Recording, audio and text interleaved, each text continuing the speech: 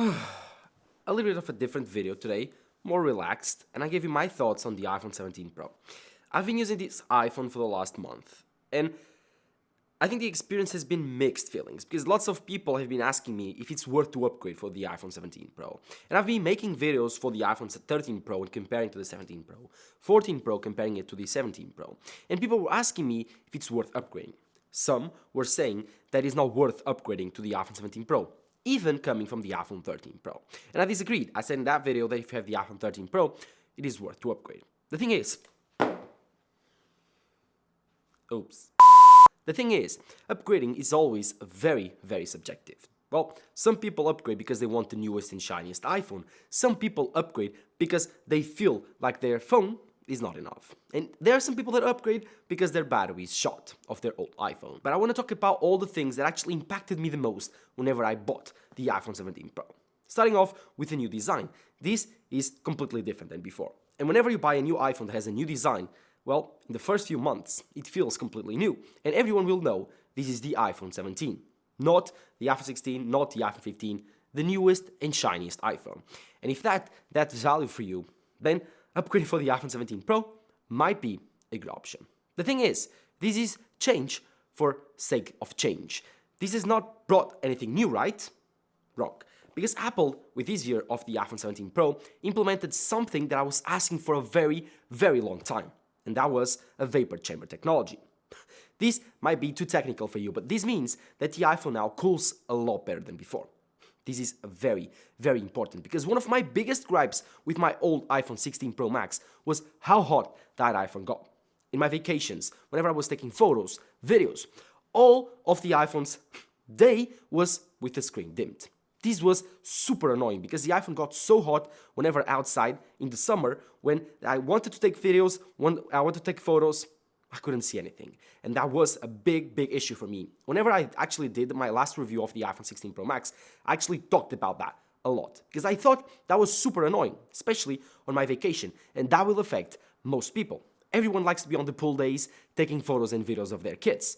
And if the iPhone dims the screen because it's too hot, well, you're screwed, and you cannot actually do anything outside. So this new technology will help out those that like to game on their phones, but also those that like to do all sorts of activities outside. And this is a very, very important new aspect of this design. Also, this has switched to aluminum. This has impacted me more than I was thinking, because before I loved my titanium iPhones. They were super resistant. I could be wearing the iPhone without a case and have no issues. Of course, I could break the glass, the front and the back glass, but I was not worried about that. I was more worried about these sides of the phone, because whenever you drop it, it's what actually impacts the floor first. What happens now with the aluminum iPhone? Well, you have to wear a case all the time. I actually have a silicone case right here, because I use this on my iPhone all the time. These aluminum iPhones now, they scratch super easily. You need to be very, very careful whenever you buy an iPhone 17 Pro and Pro Max if you don't wear a case, because they will scratch. Trust me, they will scratch a lot. Keys, coins, anything that is in your pocket will scratch your iPhone. And if you buy this beautiful, beautiful orange color, you won't be actually wanting a scratch on your $2,000 iPhone, $1,500 iPhone. So wearing a case and these new aluminum sides have impacted me the most. The second thing is how light and how different this iPhone feels in the hand. This iPhone 17 Pro now feels lighter, smoother and more comfortable in the hand with the new corners. They have been smoothened out. This means that the iPhone now has smoother corners, it's more comfortable, the aluminum feels better, even though it doesn't feel as premium as before. So the new aluminum design, the new unibody design with the vapor chamber technology has impacted me a lot, because now I'm required to wear a case, which before I didn't, and now the iPhone actually cools itself much better, not dimming the screen, and it actually becoming usable on a hot day outside. Very, very cool thing from Apple that I was not expecting them to do. Another thing that impacted me a lot was the battery. Here's the thing, I was not thinking it would be that way on the first week that I bought this phone. On the first week, this was average to bad battery life. I was like, wait a minute, am I screwed? Did I buy the Pro iPhone, which before I had the Pro Max, am I screwed? Do I have terrible battery life now? Well, the first week was not great. I had like 3-4 hours of battery. That was it. I was like, this is not going to be great. this is going to be a very bad experience over this year because I wanted to try the Pro iPhone this year. I was kind of tired of the bigger iPhone. I was like, let's buy the Pro iPhone, not the Pro Max. And I bought this one. And at first I was like, okay, it's going to be fun. But then after the first week, I was like, this is not going to be great. This has a 4200 milliampere battery. And at first, I thought it was not going to be enough. But 1 month later, and that's why I do these types of reviews, this battery has been astonishing, like incredible. It's 1 p.m.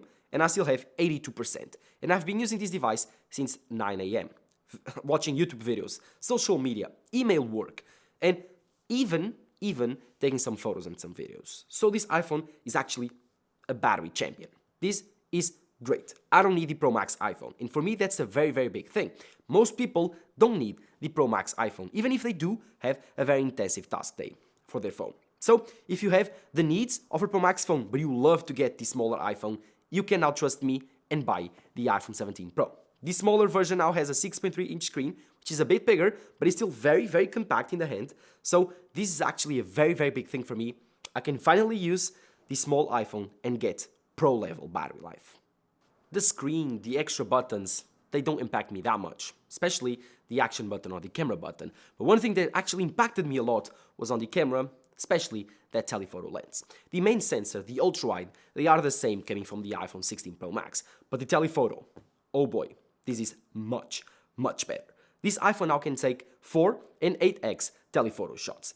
This means now that you can have 100mm and 200mm shots, with your lens only having one telephoto lens, not two.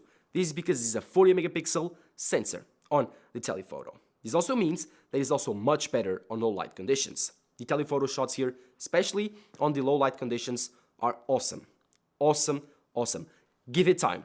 Like, turn on the night mode capabilities and give it like 6 to 8 seconds.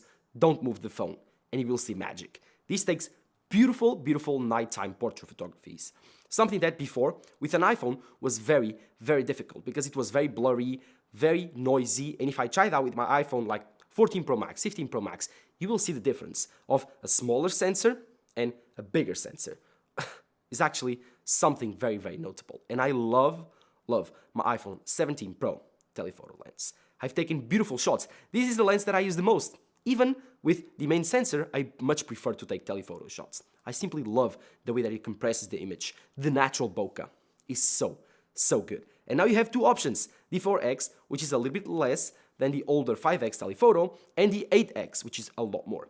This is more natural. I love the 100mm look for portrait, and I also love the 200mm look. I think that Apple completely got it right with his telephoto lens. It was an awesome, awesome upgrade that actually impacted me the most with this camera system. If you love your telephoto lens, if you love to take portrait photography, this is a big, big upgrade.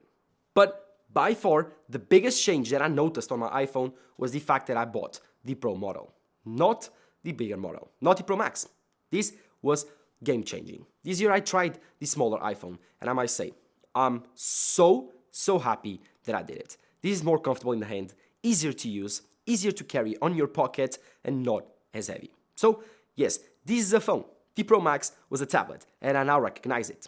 If you want the biggest and baddest phone, of course the Pro Max is the option, but that's too big. In my opinion, that's too big. I have an iPad Pro, I have a MacBook Pro. I don't need that big of a screen. And another thing is, this is much easier to type with only one hand and actually use it as a phone, intended as a phone. I don't watch that much videos, that much movies, but YouTube videos, it's okay here. Movies, it's kind of small, but I don't watch movies on my phone. I much prefer to do it on the iPad, on the TV. So this is a phone at first, while the Pro Max is getting too big. I think that switching for the Pro gave me a different perspective on what I need to do and actually made me use my phone less and more accurately, better and more efficiently. But let me know below if you do prefer the smaller or the bigger iPhone. One thing that I need to warn you, because it might impact you a lot, is the fact that the iPhone 17 Pro does not have a SIM anymore. If you live in the US, the iPhone 17 Pro is a completely no SIM phone, which means you have to have an eSIM. For me, this is bad because I simply can take off my SIM, put in another phone, and that's it. Before, it was very easy. Now, you need to contact your carrier, and it's a very big trouble you have to do. It's not easy, you have to pay some tax. I mean, much better to actually have a SIM.